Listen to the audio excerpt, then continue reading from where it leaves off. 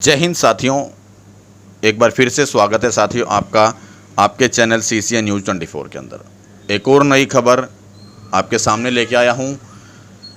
देखिए, इस खबर में लिखा है CAPF केंद्रीय अर्धसैनिक बलों में OPS सहित इन 15 मांगों को लेकर के आंदोलन करेगी एक्स पैरामिलिट्री एसोसिएशन। पूरी खबर मैं आपको बता दूं।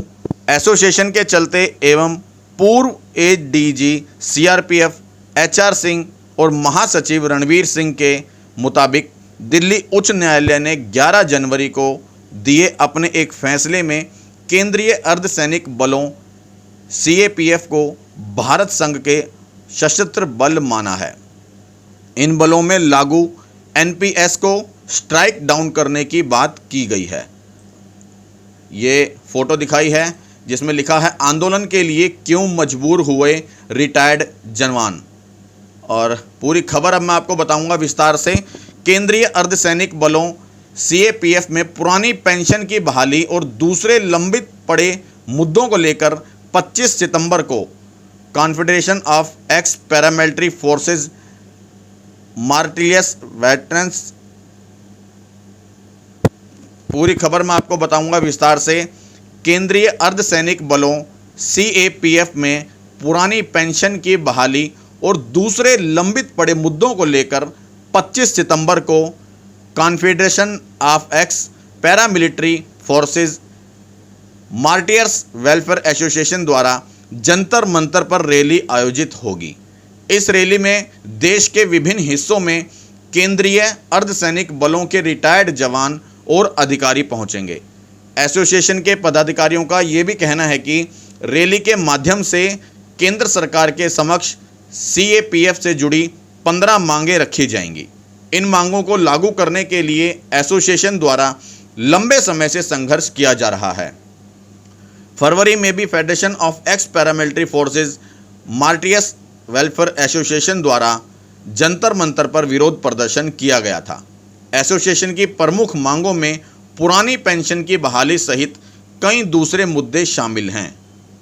और आगे मैं आपको बताता चलूं, इन मांगों को लागू कराना चाहती है एसोसिएशन, जिसमें 10 मांगे हैं। पहली मांग है केंद्रीय अर्धसैनिक बलों में पुरानी पेंशन बहाली। दूसरी है CPC कैंटीन में GST पर 50% की छूट। तीसरी है आर्मी की तर्ज पर राज्यों एवं जिला स्तर पर कल्याण बोर्ड।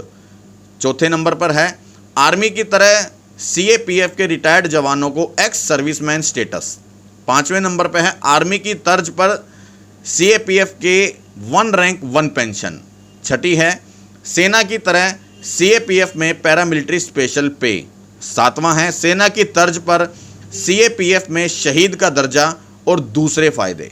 8वां है CCS की जगह पैरामिलिट्री सर्विस रूल्स। 9वां है एक जिले में कम से कम एक CGS डिस्पेंसरी। और लास्ट है 10वां है सेना की तर्ज पर अर्धसैनिक झंडा दिवस। कुल पॉइंट 15 हैं। मैं आगे आपको बता दूं। 10वां नंबर है सेना की तर्ज पर अर्धसैनिक झंडा दिवस। 11वां है सेना की तरह अर्धसैनिक स्कूल। 12वां है OGAS NFFU लागू करना। 13वां है DG के पद पर कैडर अफसरों की नियुक्ति। वहीं 14वां नंबर है बाकी बलों की तर्ज पर CISF में भी CLMS लागू करें। 15वां नंबर है CISF में 60 दिन का सालाना अवकाश हो।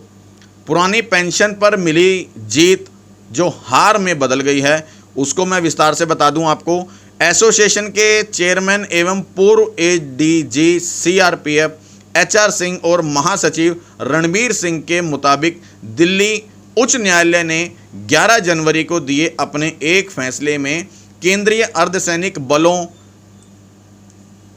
CAPF को भारत संघ के सशस्त्र बल माना है।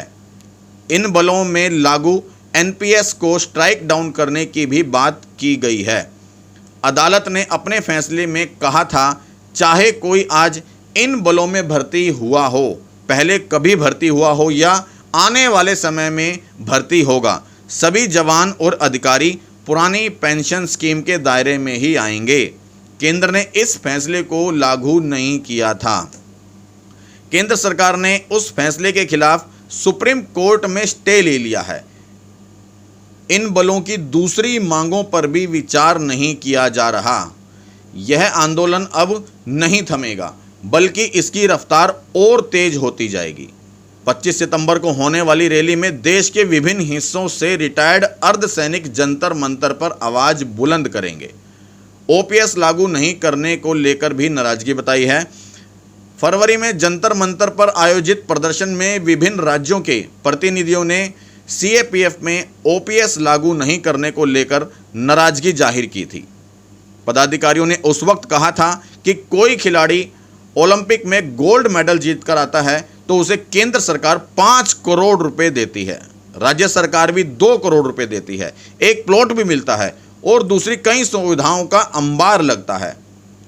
जिसे ये सब मिलता है वह एक जिंदा व्यक्ति है। दूसरी तरफ सीएपीएफ के जवान को देखो, वह देश के लिए शहीद हो जाता है, वह दोबारा से जीवन में नहीं आ सकता। सरकार उसके माँ बाप को एक तय राशि देकर राम राम बोल देती है। वाकई बहुत बड़ी नाइंसाफी है। और सीएपीएफ के लिए ना तो अर्धसैनिक कल्याण बोर्ड है, ना ही अर्धसेना झंडा दिवस कोष स्थापित किया गया। इनके बच्चों के लिए अर्धसैनिक स्कूल भी नहीं है। सीपीसी कैंटीन को जीएसटी से छूट नहीं मिलती। एसोसिएशन के पदाधिकारियों का कहना है कि देश में 12 लाख सर्विस कर्मियों के अलावा 8 लाख रिटायर्ड पर्सन हैं। इनके परिवार भी हैं। सरकार को ध्यान में रखना चाहिए कि कई बार महज 1% वोटों के अंतर से सत्ता इधर उधर हो जाती है। कहीं ना कहीं सत्ता पर भी सवाल उठा दिया है कि एक वोट की इतनी कीमत है कि सरकार इधर से उधर हो जाती है। 15 साल में मुश्किल से पहली पदोन्नति। सीआरपीएफ के एक्स सहायक कमांडेंट सर्विस त्रिपाठी ने कहा, बल के 40 जवानों ने पुलवामा में अपना सर्वोच्च बलिदान दिया था। सीएपीएफ को तो रोजाना ही आतंकियों और नक्सलियों से लड़ना पड़ रहा है, कभी कश्मीर में तो कभी नक्सल प्रभावित इलाकों में। ऑपरेशन को अंजाम देना पड़ता है। वे अपने परिवार को किसके भरोसे छोड़कर जाते हैं। सीआरपीएफ के एक जाबाज अफसर नितिन भालेराव जो 2020 में शहीद हुए थे, बाद में उनकी पत्नी का निधन हो गया था। परिवार में उनकी 8 वर्षीय बेटी बची है। उनकी मदद के लिए कुछ नहीं हो रहा है। उसकी जिम्मेदारी लेने के लिए कोई तैयार नहीं है। ऐसे मामले में न तो कोई कल्याण बोर्ड है और ना ही कोई मैकेनिज्म है जो कल्याण पर ध्यान दे सके। जीएसटी कैंटीन पर छूट नहीं मिलती। ओजीएएस यानी संगठित कैडर का फैसला सुप्रीम कोर्ट से हो चुका है, सरकार ने कैबिनेट की नहीं मिलती।